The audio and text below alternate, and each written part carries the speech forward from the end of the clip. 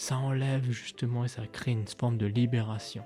D'aller justement approfondir cette notion de gestion des émotions peut amener à une sérénité, ça emmène à une quête spirituelle, c'est pas simplement un développement personnel, mais forcément ça emmène aussi à quelque chose de bien plus grand que soi.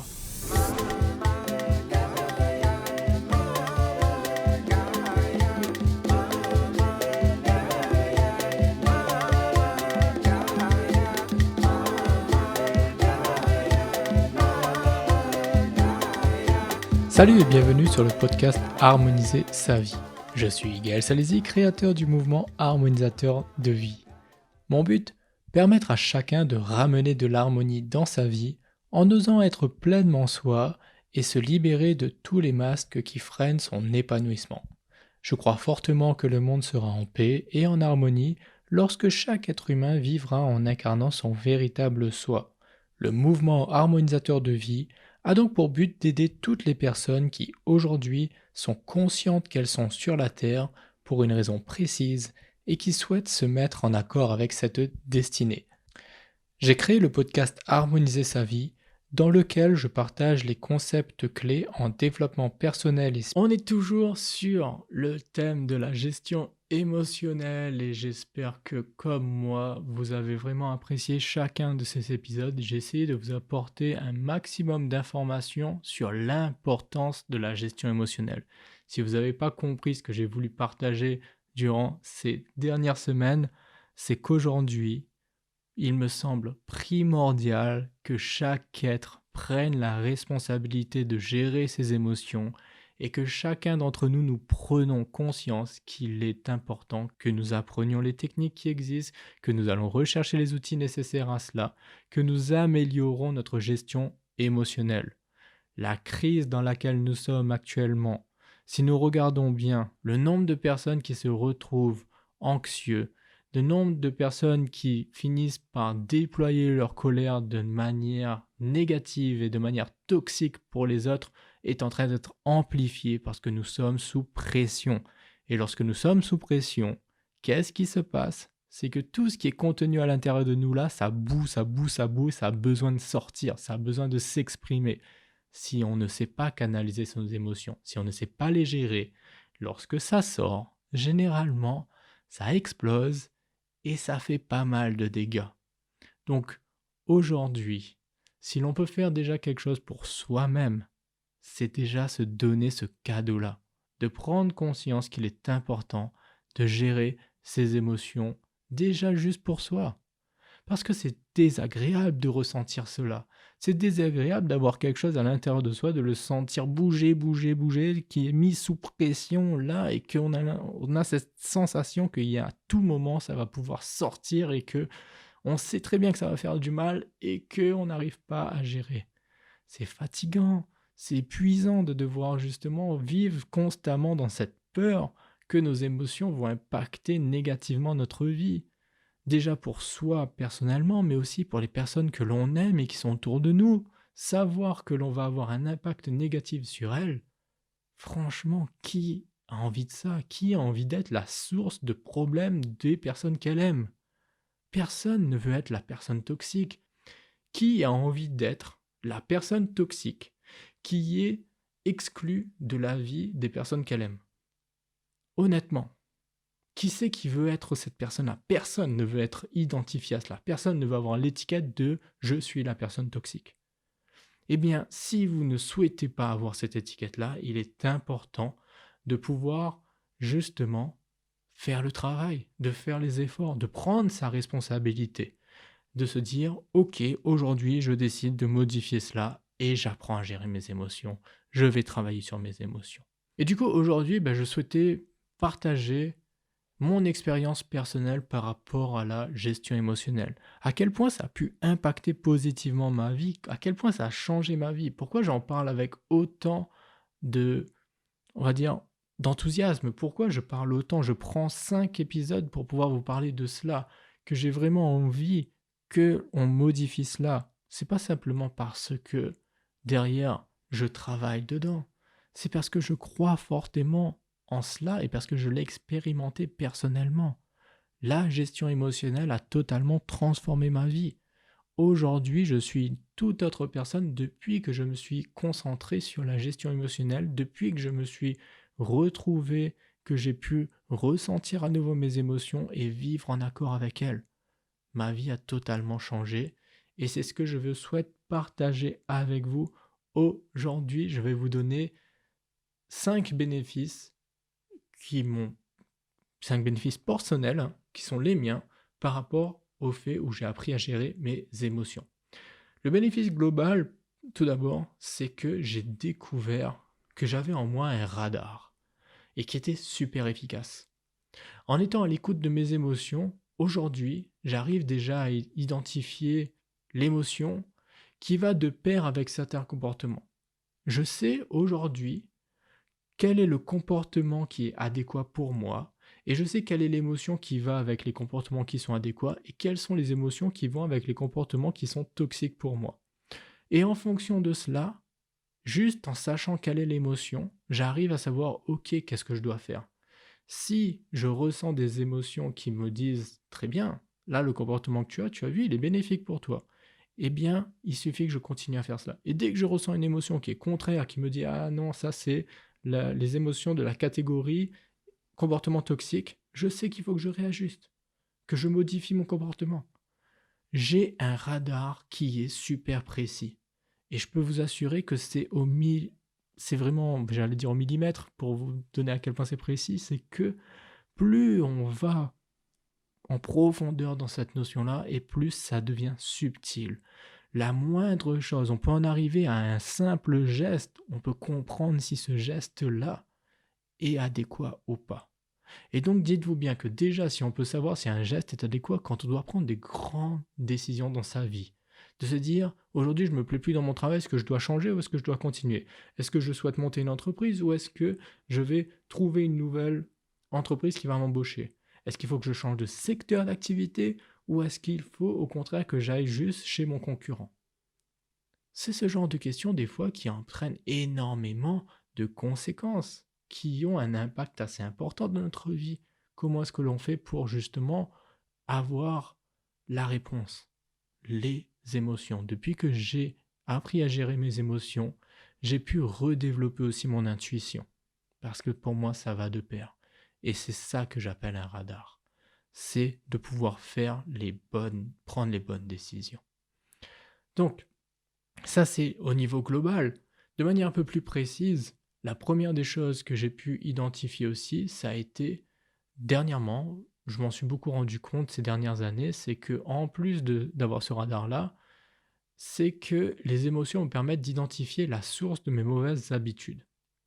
C'est que je me rends compte qu'il y a certains comportements que j'ai, qui sont des habitudes que j'ai depuis l'enfance, et que c'était tellement devenu une habitude que je le faisais inconsciemment. Et que je ne me rendais pas compte en fait qu'il y avait un mode automatique qui s'était mis en place. Du coup, j'avais du mal à pouvoir sentir les émotions qui étaient liées à ces comportements parce qu'ils étaient automatiques. Le fait d'avoir réappris à justement me reconnecter à mes émotions m'ont permis aussi de mettre le doigt sur mais tu sais que ça, que tu fais régulièrement de manière automatique, c'est nocif pour toi. C'est pas quelque chose de positif, ça. Il y a un problème là, ici. Est-ce que tu t'en rends compte? Je vous donne un exemple tout simple, c'est que je suis un gros gourmand, j'adore les gâteaux, et ça, c'est mon péché mignon. Quand je vais bien, j'aime bien avoir ma petite récompense et tout. Quand je fais quelque chose qui pour moi qui me demandait un effort, j'aime me récompenser avec un gâteau. Sauf qu'il y a certains moments, j'ai cette espèce de sensation de vouloir manger du sucré et que dès que je suis anxieux, frustré par quelque chose, je vais me réfugier dans les gâteaux. C'est une espèce de chose, d'habitude qui est vraiment toxique pour moi en fait. Et avant, je ne savais pas, je faisais cela automatiquement et c'est que forcément ça a un impact sur ma santé, ça a un impact sur mon énergie parce que si on va bouffer que des choses sucrées, on baisse en intensité, on est moins lucide, on est beaucoup moins attentif, on se fatigue beaucoup plus vite, donc ça a un impact sur nous. Le fait d'avoir pu reconnecter justement mes émotions, j'ai pu me rendre compte que ce comportement-là était toxique et à quel moment je faisais ce comportement-là. Et donc, du coup, j'ai pu le réguler. j'arrive un peu mieux. Il arrive encore des moments où ces mauvaises habitudes reviennent, hein, je ne vous cache pas, mais c'est beaucoup moins fréquent et j'arrive beaucoup plus rapidement aussi à l'identifier et ça ne prend pas pendant un mois où je suis justement en train de me réfugier dans la bouffe pour essayer de compenser une émotion qui me pose problème. J'arrive maintenant à aller identifier cette émotion, la réguler et je n'ai plus à avoir un comportement qui est nocif pour moi. Le deuxième point, c'est que j'ai pu me créer un environnement qui me ressource plutôt qu'un environnement qui m'épuise. Généralement, on va se dire que il faut minimiser ses contacts avec des personnes qui sont toxiques ou même certains lieux qui sont toxiques. Depuis que je régule beaucoup mieux mes émotions, j'arrive à identifier avec facilité chaque chose comme cela. Je vous donne un exemple tout simple. L'année dernière, pour Noël, le 24 décembre, je suis parti faire des courses. Au bout de 2 heures, je savais que j'allais péter un câble. Je ne peux plus. Aujourd'hui, je ne peux tout simplement plus passer plus de 2 heures dans un centre commercial avec du monde partout et avec cette sensation d'étouffement, cette sensation de tension, de speed où les gens ils sont prêts à se battre pour avoir acheté des choses. Je ne supporte plus cela. Et mon émotion devenait de plus en plus vive en me disant mais sors de là, sors de là, sors de là, sors de là. J'ai quand même régulé parce que je sais pourquoi j'y étais, il y avait une raison pour laquelle j'étais dans le magasin à ce moment-là, et que ça c'était important, donc il fallait que je le fasse. Mais ça me permet de prendre conscience aujourd'hui de ce qui est important pour moi aussi. Que je ne que je ne cautionne plus en fait ce mode consumérisme que l'on a aujourd'hui. Là, je vous en parle avec vraiment mes dégoûts et presque énervement aussi de cela. Vous voyez, je ne supporte plus cet instinct que l'on a de notre société, ce qu'on a créé de notre société, où le consumérisme a pris justement une ampleur qui est vraiment dégoûtante. Ça, aujourd'hui, je suis conscient. Et ce genre de choses, justement, je ne suis pas contre cela. Je ne vais pas dire à tout le monde, vous n'avez pas le droit de le faire et tout. Chacun fait ce qu'il veut. Sauf que moi, je sais que pour moi, aujourd'hui, c'est plus quelque chose de potable. Et donc, du coup, je vais aller sur des modes alternatifs. Essayer d'aller justement consommer un peu plus au marché, d'aller dans des magasins beaucoup plus locaux, d'aller chez les producteurs locaux pour faire mes courses, ce genre de choses. J'ai pris la décision de justement, moi, aller vers des comportements qui pour moi sont ce que je souhaite, qui sont importants en accord avec mes valeurs. Donc ça, c'est dans les lieux. Il y a aussi les personnes que je fréquente aussi aujourd'hui, les personnes pessimistes. Clairement, ce ne sont pas des personnes qui sont dans mes fréquentations, qui ne sont pas dans mes amis. Je ne supporte pas quelqu'un qui va être constamment en train de se plaindre et de voir le verre à moitié vide. Je n'ai pas de personnes comme ça dans mes amis parce que je ne supporte pas ça. Et voyez, aujourd'hui, je crée grâce à mes émotions, comme je vous dis, c'est un radar. Ça me dit ça, c'est bon pour toi, fais-le. Ça, c'est pas bon pour toi, fais-le. Donc c'est dans justement l'environnement que j'ai, dans lequel je vis, de créer justement l'environnement qui me permet d'être bien, d'être en harmonie. C'est mes émotions qui me donnent justement les informations nécessaires pour faire cela. Le troisième point, c'est que j'ai réduit mon anxiété face à l'imprévu. Ça, clairement, c'est un des plus gros points, des plus gros bénéfices que j'ai depuis que j'ai appris à gérer mes émotions. C'est que j'ai cessé de stresser constamment en me disant mais demain, qu'est-ce qui va se passer? Demain, je n'ai pas le contrôle sur cette situation-là.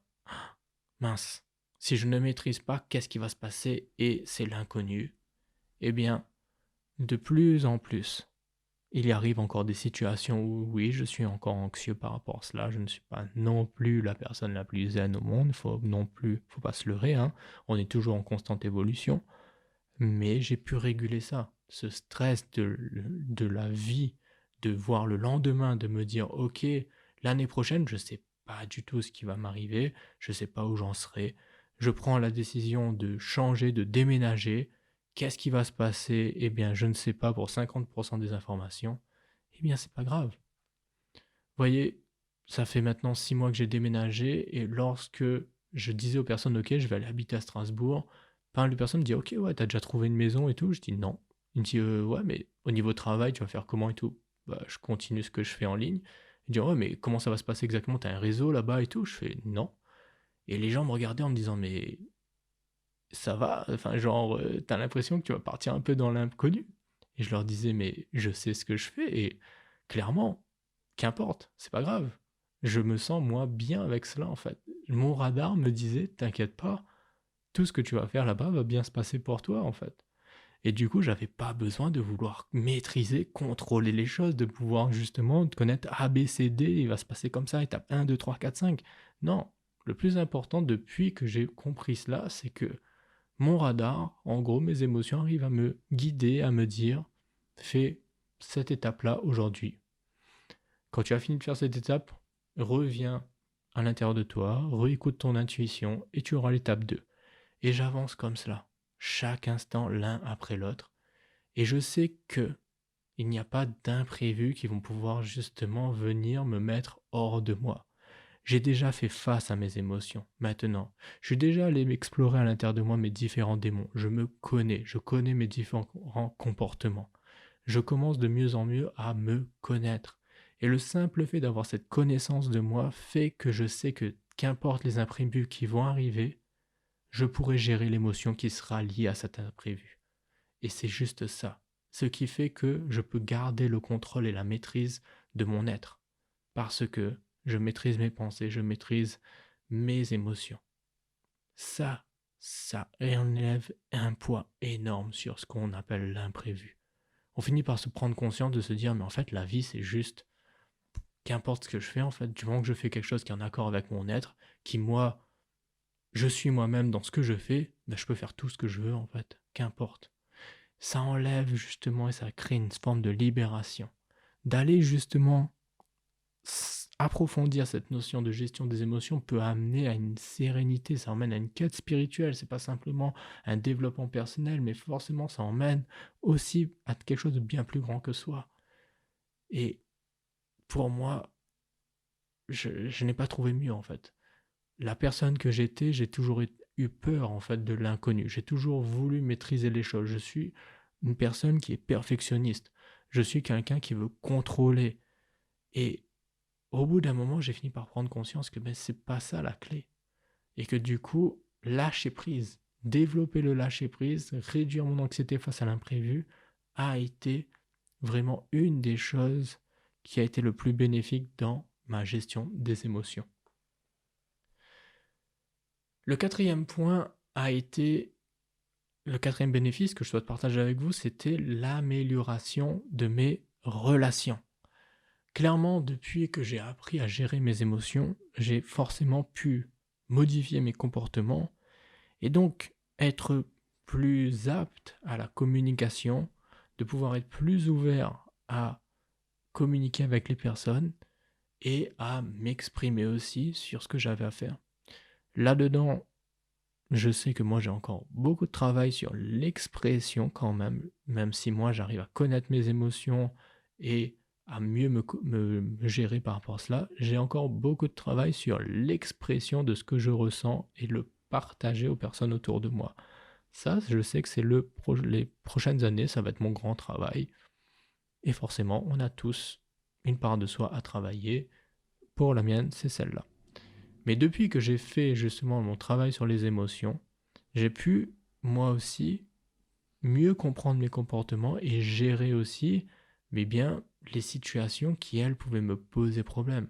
Des choses qui pouvaient me mettre hors de moi par rapport au comportement des autres personnes.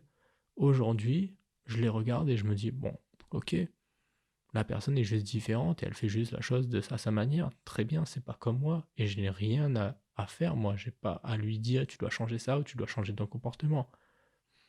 Je suis aussi capable de mieux gérer mes rythmes, c'est-à-dire est-ce que je suis capable de pouvoir là maintenant créer du lien avec quelqu'un ou pas? Est-ce que je suis dans un bon état émotionnel pour connecter avec quelqu'un, échanger avec quelqu'un sans que cela se transforme en un conflit? Ça, je le sais aussi. De même, je sais adapter l'intensité du lien que je crée avec des personnes. Grâce à la gestion émotionnelle que j'ai, je sais qu'il y a certaines personnes avec qui il est important que j'ai un lien, mais que ce lien reste très basique. Vous avez des collègues de travail avec qui vous vous dites, ok, ça va jamais être mon grand ami. Très bien, vous le ressentez, ça sert à rien d'aller faire l'hypocrite, ça sert à rien de vouloir dire, eh, mon grand ami quand vous le voyez, alors que tout à l'intérieur de vous, émotionnellement, vous dit, je déteste cette personne-là, j'aime pas ses valeurs, j'aime pas son comportement. Ok, rien ne vous oblige alors à ce moment-là à devenir grand ami, sauf que c'est un collègue de travail et que forcément vous êtes amené à travailler avec cette personne-là professionnellement parlant et donc connecter avec cette personne-là au niveau professionnel. Uniquement sur ce point, ça sert à rien d'aller chercher à créer une relation beaucoup plus grande si aucune chose à l'intérieur de vous ne vous donne envie de créer du lien.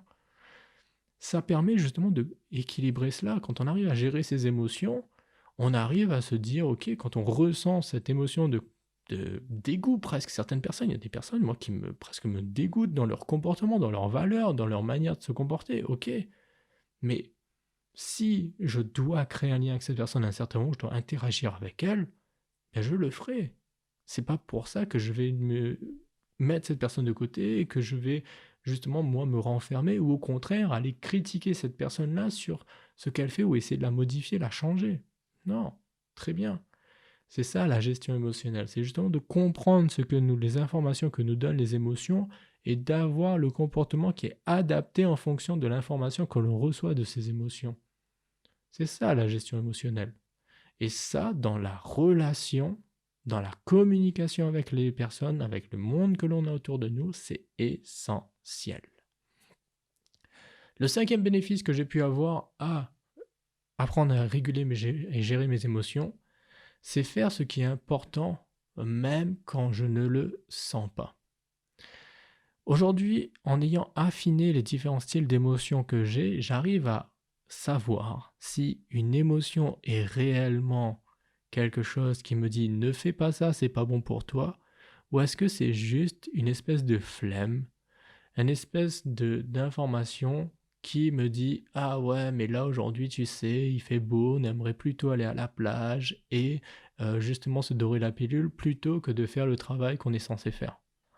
Eh bien cette information-là, je la prends, je l'ai, mais j'arrive à réguler. Justement, je sais, ok, ce que mon corps a besoin actuellement, c'est que je fasse une pause. C'est-à-dire qu'apparemment, ça fait un moment que je ne suis pas parti à la plage et que je ne suis pas parti me dorer la pilule, et que mon être est en train de me dire, il serait peut-être temps que tu ailles un petit peu à la plage profiter. T'en as besoin.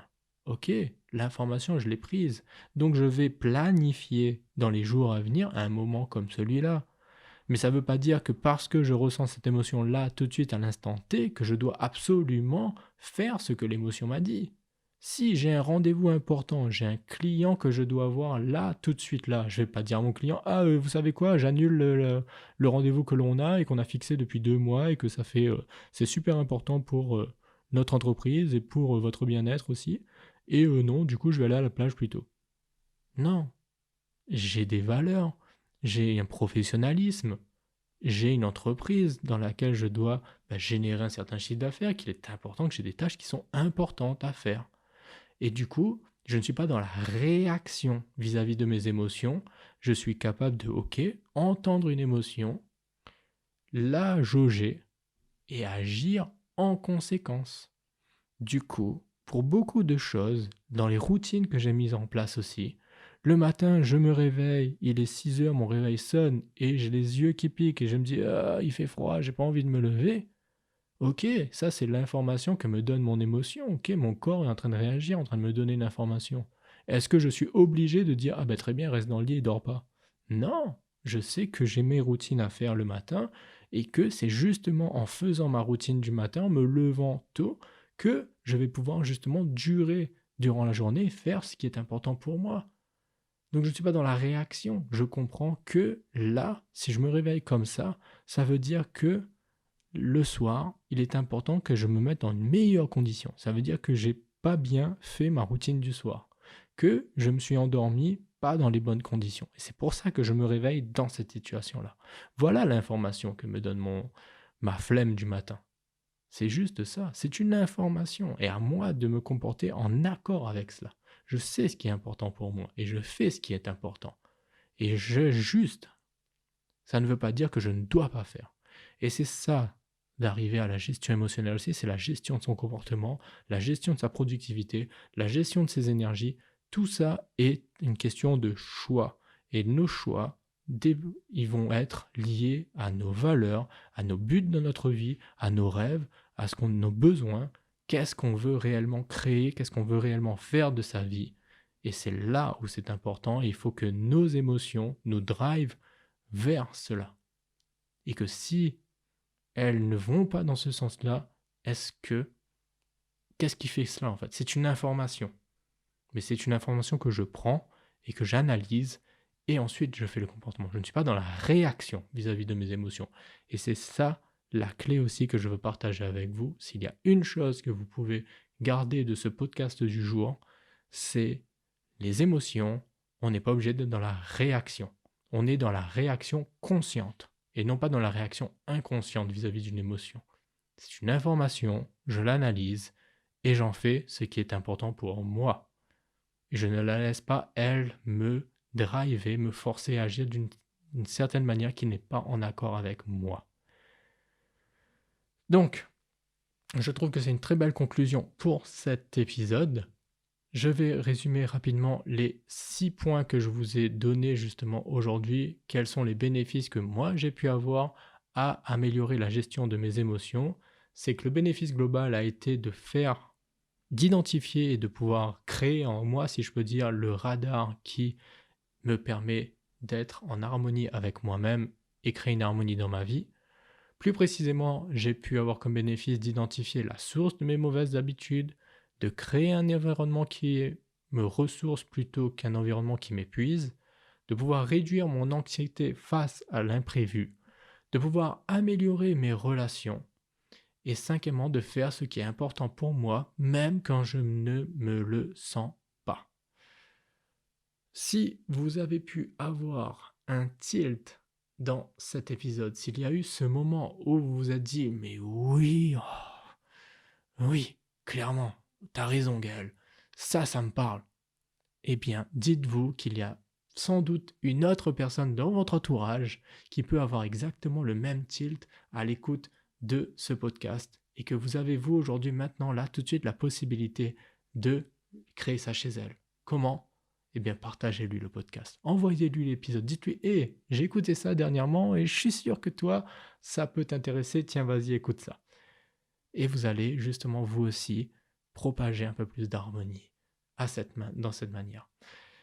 Si vous souhaitez aussi vous remémorer un petit peu ce qui a été dit, eh bien, vous pouvez télécharger le PDF qui résume les 6 clés que je vous ai données ici.